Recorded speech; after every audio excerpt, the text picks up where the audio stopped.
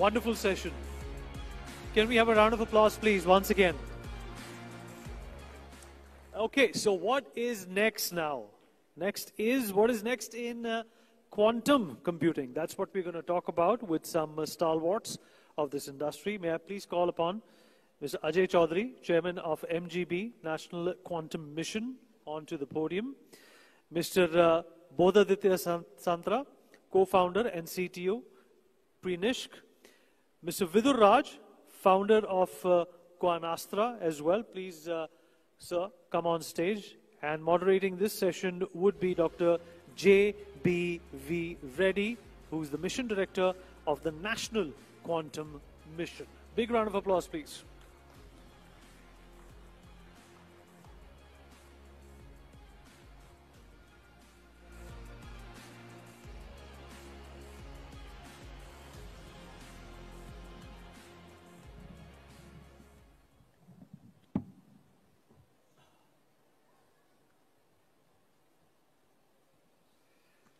Good evening, everyone. Presentation, please. Thank you. Which one?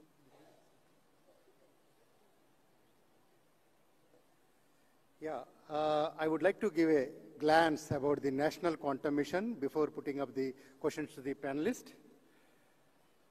Yeah, quantum technology is one of the 9 missions of the national importance. This being driven by the Prime Minister's Science, Technology, Innovation Advisory Council. This mission intends to leverage cutting-edge scientific research. This mission is implemented by Department of Science and Technology, along with the other key ministries under the guidance of Mission Governing Board, chaired by Dr. Ajay Chaudhary sir. Yeah, quantum technologies have critical application potential in several sectors. For example, in communication sector, we can improve data security. In health sector, it can enable less invasive, more accurate diagnostics and considerably increase speed of drug discovery. And for instance, forensic sector, it can enhance the security, increase the speed of big data analysis, and support financial forecasting. Yeah, NQM has 4 verticals: computing, communication, sensing and metrology, materials, and devices. These are some of the key technology domains. NQM has specific deliverables to deliver in each vertical. For instance, under computing, to develop quantum computers with 1000 qubits. Under quantum communication, develop secure quantum communication, satellite-based and fiber-based networks. We have a structured future roadmap, which will be implemented in 3 phases. In phase 1, prototype development. Phase 2, product development and deployment, and business development and economic growth. Department of Science and Technology established 4 thematic hubs. And these T hubs will coordinate with technical groups and drive the innovation. These T hubs are Section 8 companies. These T hubs are responsible for technology development, capacity building, supporting startups, industry partnership, and international collaborations. I would like to give a glance about these 4 thematic hubs. Computing hub established at IISc Bangalore, coordinating with 4 TGs, technical groups. And communication hub established at IIT Madras in association with CDOT, coordinating with 5 technical groups. Sensing and metrology hub established at IIT Bombay and coordinating with 2 technical groups.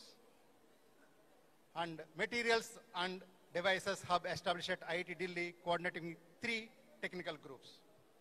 This was launched on 30th September 2024. And these T-hubs brought in about 150 researchers from 43 institutes across India. DST is very keen to facilitate growth of startup ecosystem and make them active part of the technology delivery. T-hubs are facilitating the national facilities and open to the startups. And also, T-hubs are providing business and technical mentorship, and equity support. NQM developed specific guidelines for onboarding the startups since quantum technology is a nascent area and huge investment is required.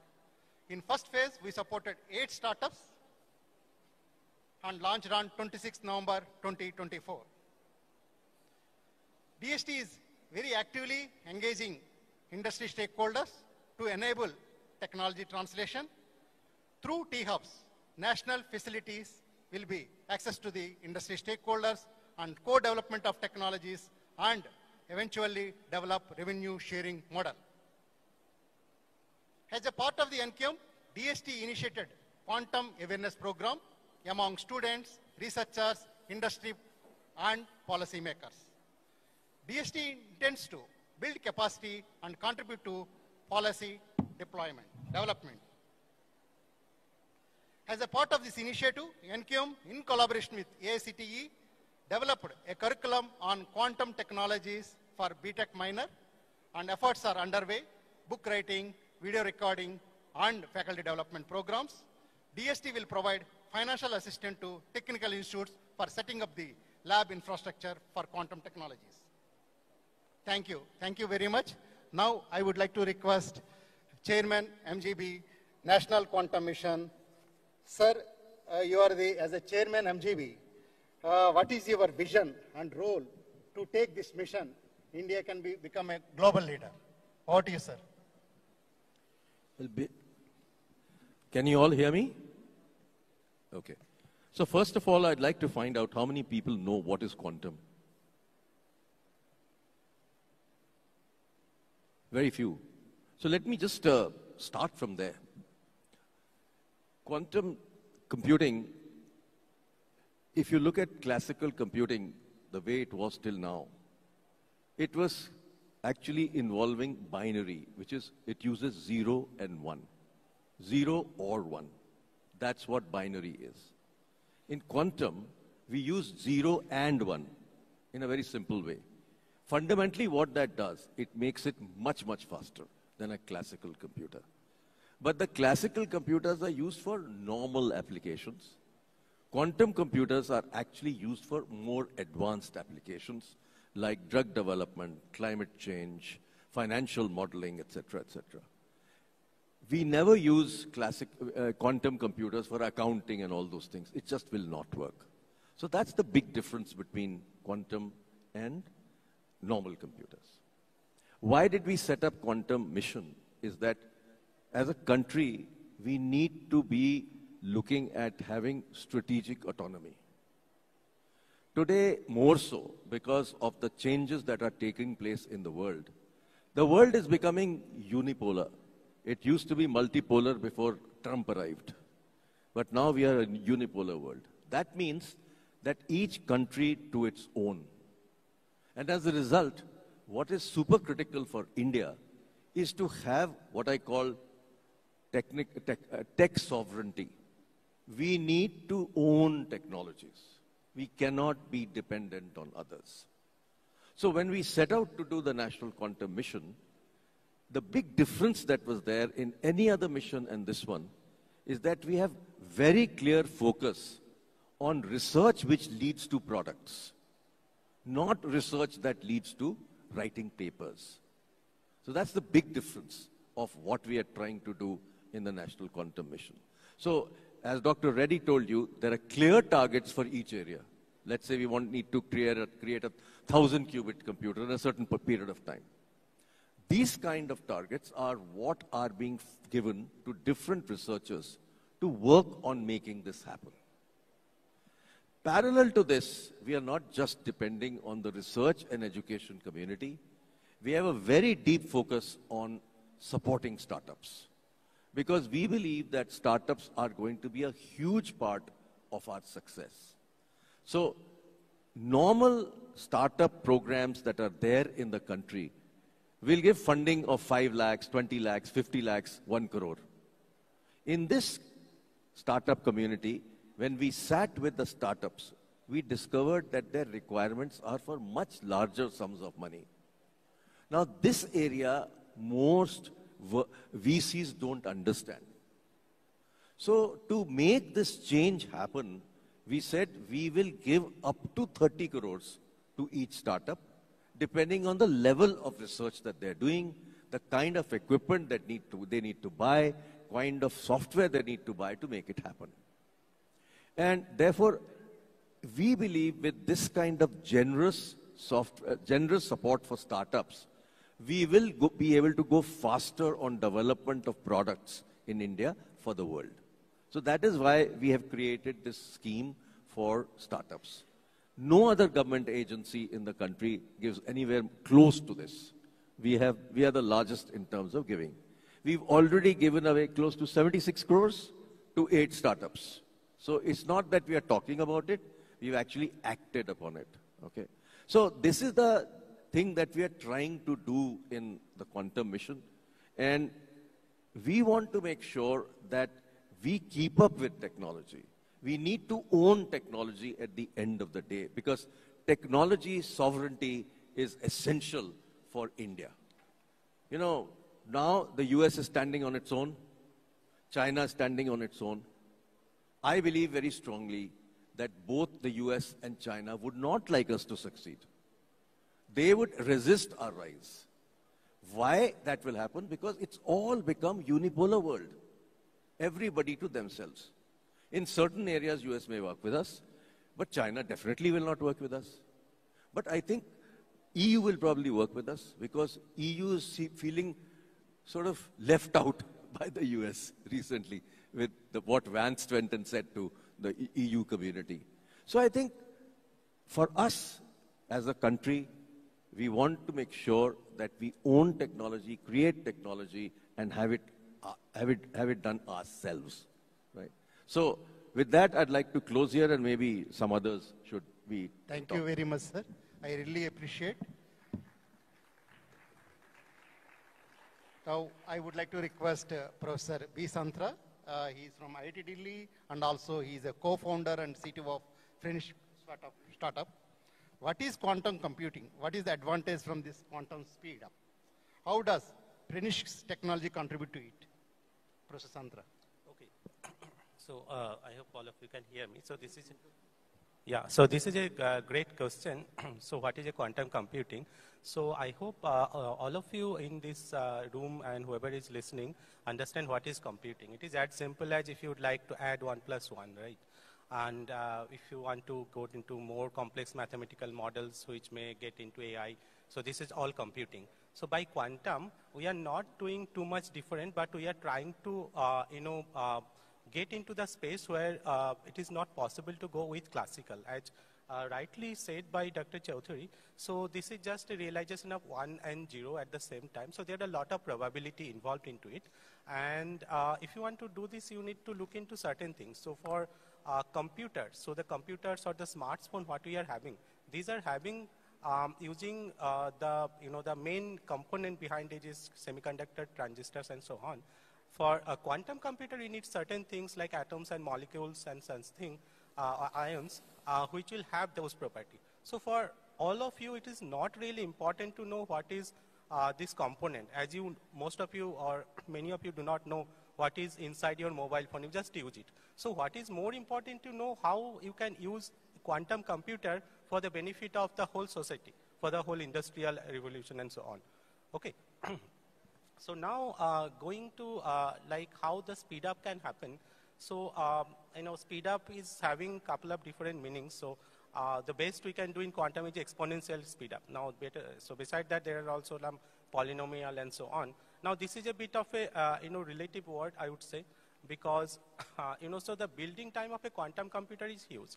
So we have to wait and we have to show our patience, and we have to give lot of dedication in order to bring this machine into work.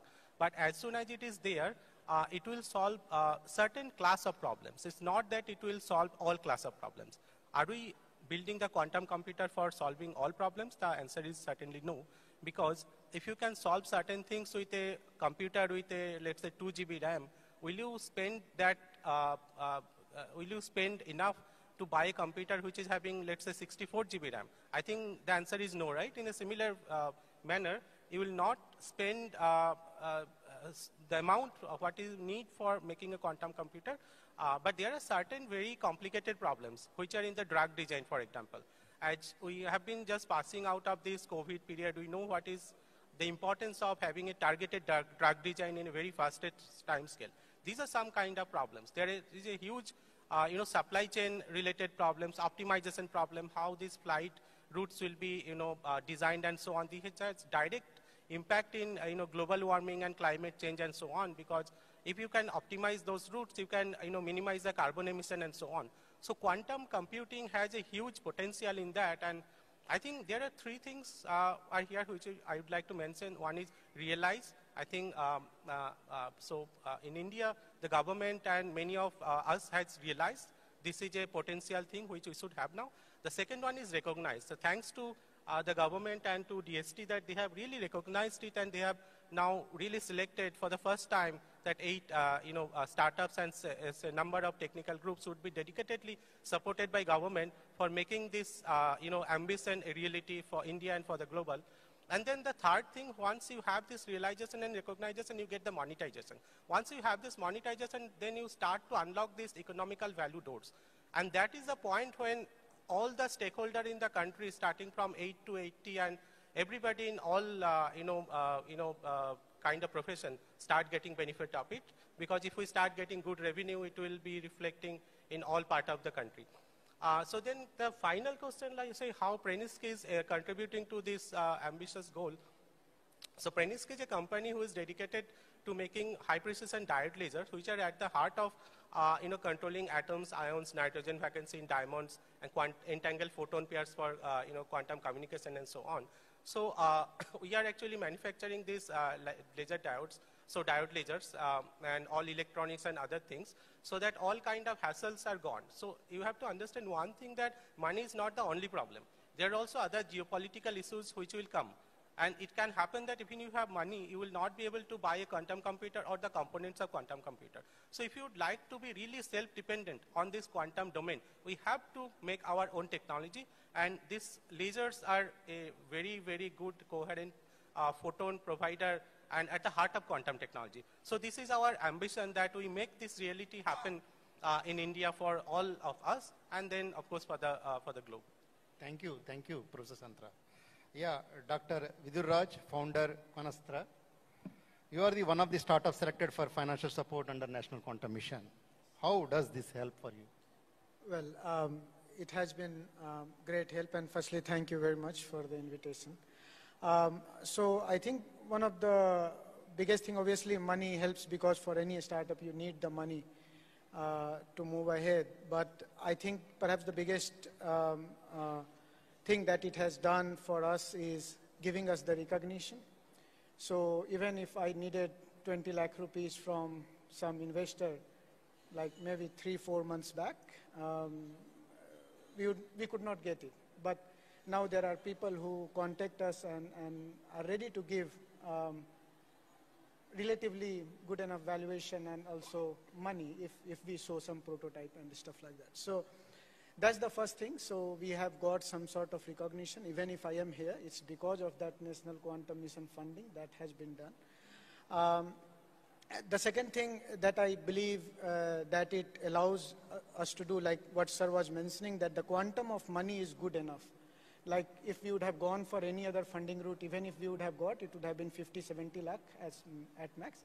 This is good enough quantum of money, not enough how much we asked, but still good enough that we can make our product, build the prototype. If not all 3 prototype that we promised, at least 2 or 3 will be done almost to 100% level. So the quantum of money was second best thing that happened out of this National Quantum Mission fund that we got. And finally, I think the support of the ecosystem itself, because I don't come from, I have been out of India for about 11 years or so, so I was not part of this ecosystem. So this, at least for me, what it has done is that it has also allowed me to become part of this ecosystem. Now, if I go to IIT or IISc, I don't feel like an outsider. I can still be part of that ecosystem. So that's 3 things that it has done for us, for Quanastra, and obviously visibility as well. So that's... Yeah, thank you very much. Sir, coming back to you, sir, you are a visionary, full support and your guidance, the quantum mission is going on. Effective collaboration across academia, industry and government is very crucial, sir, in this quantum mission also. How can the wider community to get involved and contribute to this mission? How we can ensure, sir? Well, actually, I think we've already done the first step, which is getting everybody together, which was a challenge to start with. But this is something that we have to go much deeper. So we will have to create probably a list of corporates that we want to work with. We need to create a list of top scientists that we want to work with. We need to create a list of all the work that is going on in software companies. If we can get this done to start with, and we start with a list of about 100 people that can actually start to collaborate in the first phase, that itself will, to my mind, set the example for the rest of it to happen. Let's not try and do 2,000 people at one shot. It won't happen. So I think one of the biggest challenges in the country is that the industry-academia link is very poor. It doesn't really happen. So I think we need to initiate it and do it in a smallish group to start with, make sure it starts to work, and if we see results, then we take it much further. Thank you very much, sir. Due to time constraint, I'm not taking further questions. At this moment, I would like to thank all panelists and for their valuable insights, and organizers for successful of this session, and participants for their enthusiasm. Thank you. Thank you so much. Thank you.